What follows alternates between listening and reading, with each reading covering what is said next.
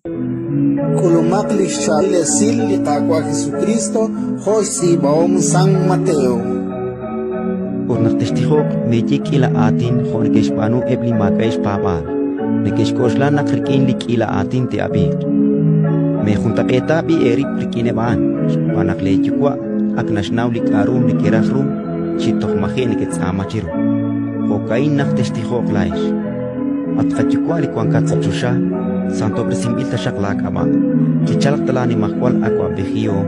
Chiushta la akwahum arin sa chichoch hosa chosha. Chaketa keo hon likakwa rerahlalkutan.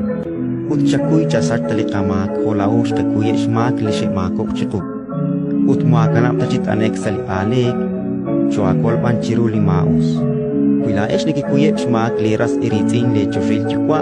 Tishkuy tisachak ema. Kuyutingkan kikuye shmak leras eritin. Chumukole chukwa tishkuy tisach ema. Ratin likakwa.